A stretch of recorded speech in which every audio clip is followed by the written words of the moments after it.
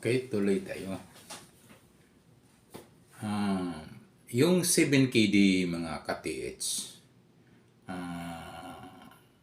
halimbawa ay makasumpong kayo nito at ito'y magandang sign o marker na ginagawa ng hapon. Okay, napapansin niyo mga ka-TH, yung 7 na naka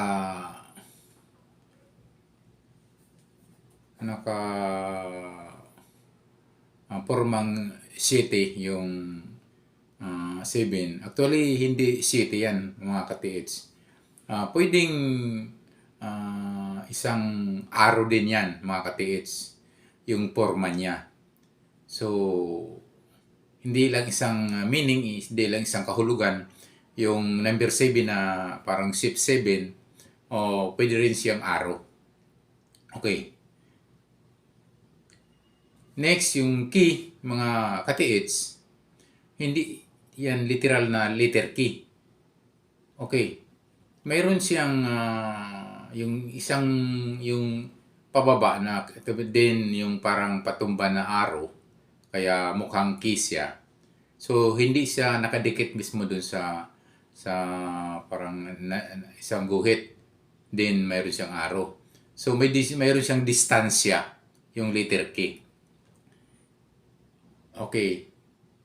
Yung D, okay. Minsan, napapansin yung mga ka-TH, yung D, mayroong 7KD na yung D ay nakataob.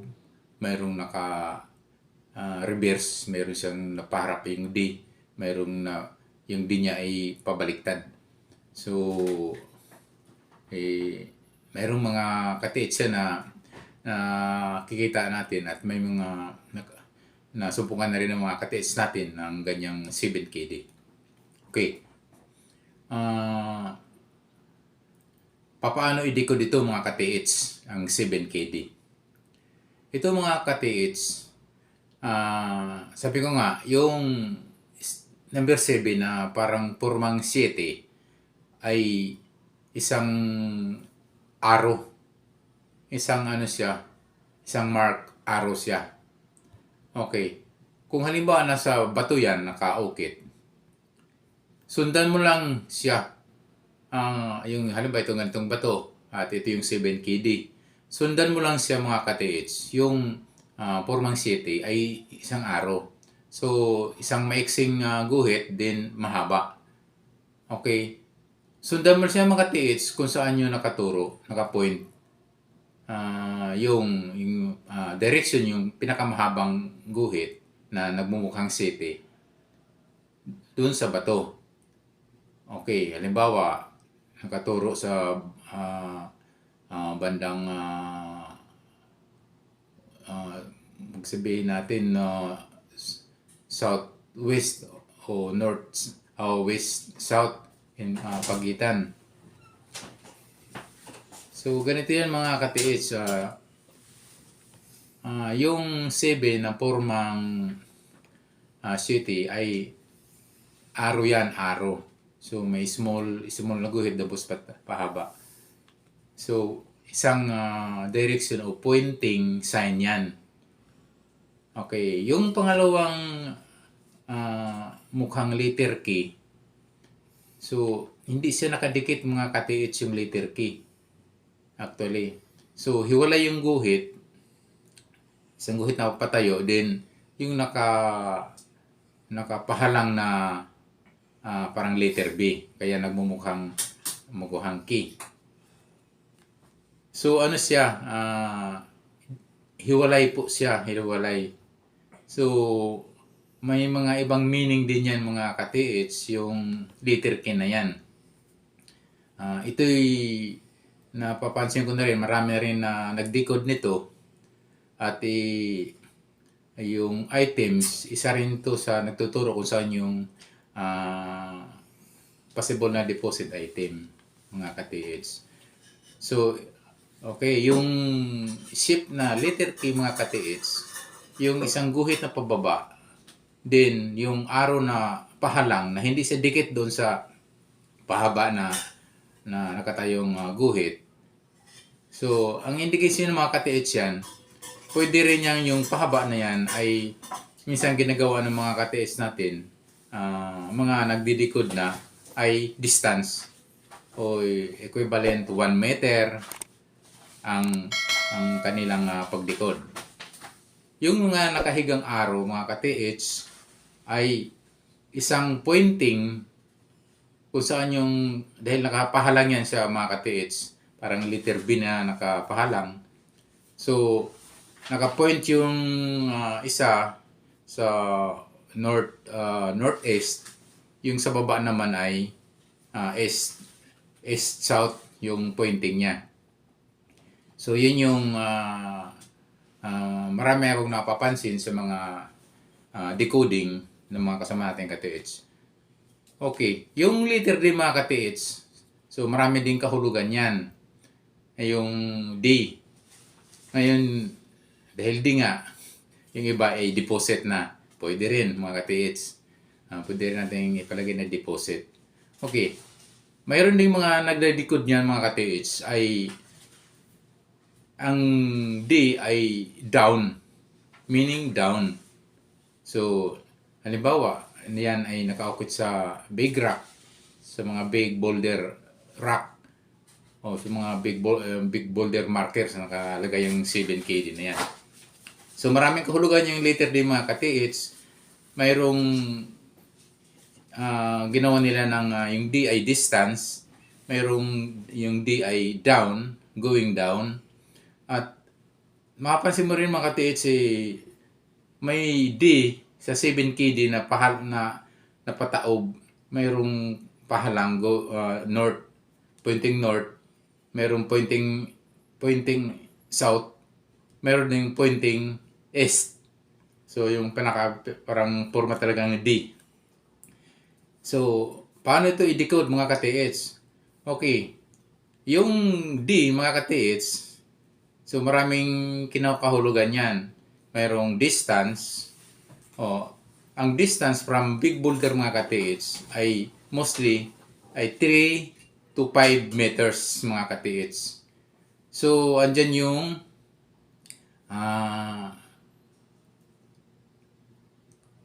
from big boulder, sukat ka lang mga ka-TH, Fortis dig 1 to 3 meters or 1 to 3 to 5 meters.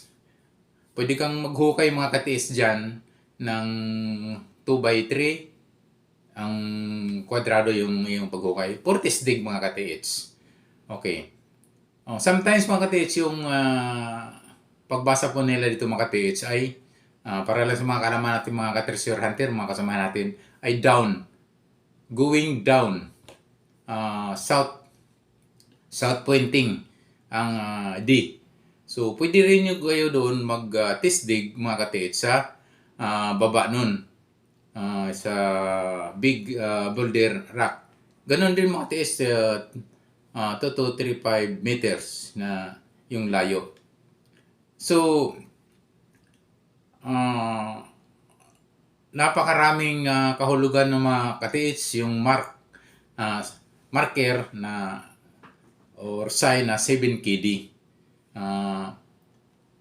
So sa mga lalo na sa mga ka-TH yung mga walang equipments mga ka-TH, walang treasure hunting equipments. Okay. Sabi ko nga sa pagbasa ng mga ka-TH, sa pagdikod nito, yung sa mga walang equipment. So, decoding lang, nagbibase lang mga ka-TH sa mga pag-decode. Yun nga mga ka-TH, yung 7 na shape na 7 ay arrow yan. Maliit na guhit sa taas, then yung pahaba na guhit, pwedeng pointing arrow yan. Pwede rin yung maliit na pointing arrow going west mga ka-TH. So, maraming kahulugan yan. So, pwedeng number 7, pwedeng 7 meters distance, pwede rin mga ka-TH. So, depende rin sa inyong pag-analyze. Sabi ko nga yung key na hindi man talaga literal na key. Yung isang guhit na key at parang nakadetach siya, malayo yung parang letter B na nakapahalang. Yung ay consider nila mga katis ay isang distance o 1 meter distance. So, pwedeng down, depende na sa pointing ng key, yung number 1. Ito yung nakapahalang na B ay siyang na mukhang key nga tingnan, no? Kasi kaso lang nakadetach siya, hindi siya dikit yung parang mukhang letter K. So, pwedeng pointing west east mga katiits yung isang buka na parang nakahalang. Tapos yung isa naman na nasa pababa, pwedeng pointing east west, east south mga katiits. So, bantayan nyo mga katiits. Ito po sa mga walang equipments. So, decoding lamang po ang kanilang basihan para sa paglukit po ng item na kung saan po ito buried, saan ito nakalibing. So, ang maganda ito mga katiits, ang maganda kung mayroon kang equipments. Lamang na lamang ka sa equipments kasi kung mayroon kang treasure hunt equipments, ay madali itong maituturo. Kasi ang gagawin mo lang naman i-check mo, i-detect mo yung paikot ng big boulder, marker. Then, hanapin mo yung baka mayroon pang coordinating mark sign itong 7 KD sa paligid nito. Sigurado ako yung mga katiits kasi may mga napanood na rin ako yung mga katiits na nagpadikod ng 7KD. Mayroong mga coordinating markers yan na hindi kalayuan dun sa big boulder, dun sa malaking bato na kung saan nakaguhit ito.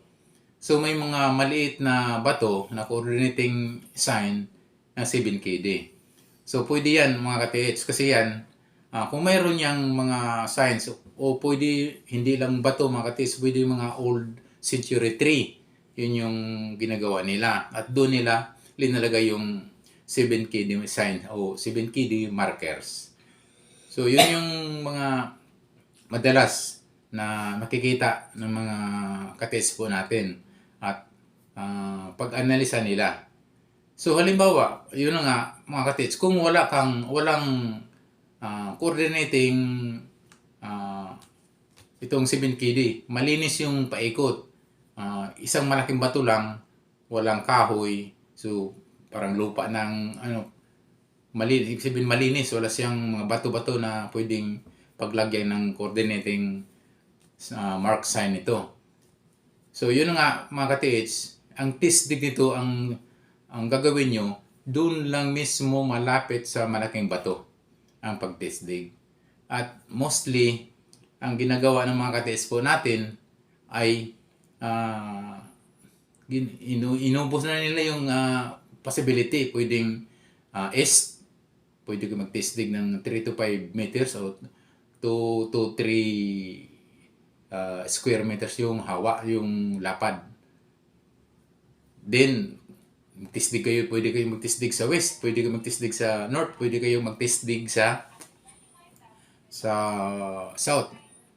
So, ganun mga katiits, yung walang mga treasure hunting equipment.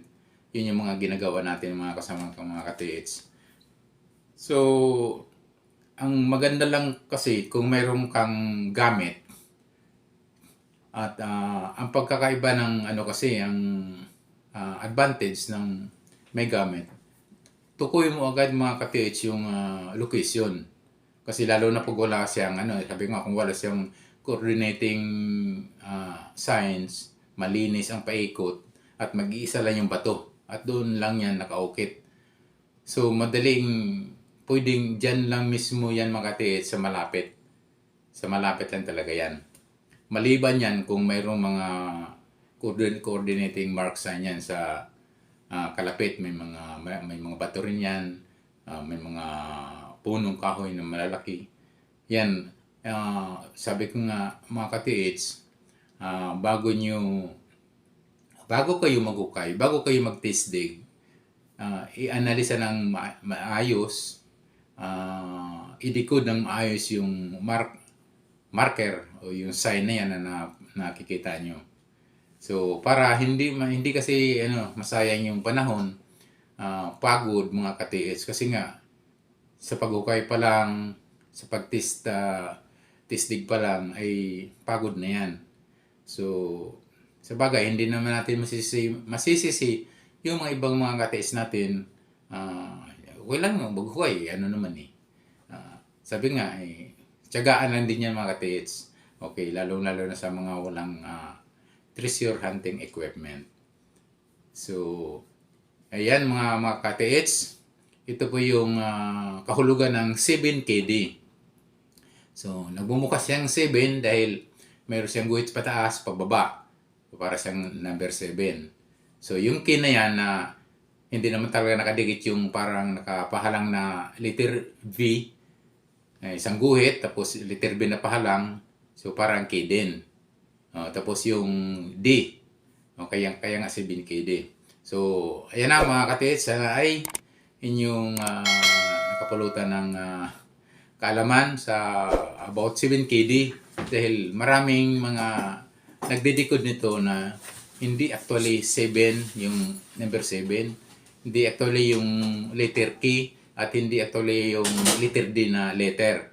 So, ayan mga ka-TH, maraming salamat sa mga bago pa lang sa aking YouTube channel. Sana mag-subscribe. Please subscribe. And huwag kalimutan mga ka-TH to hit the notification bell para updated po kayo sa aking mga video ipapalabas pa. Muli, maraming salamat po. God bless you.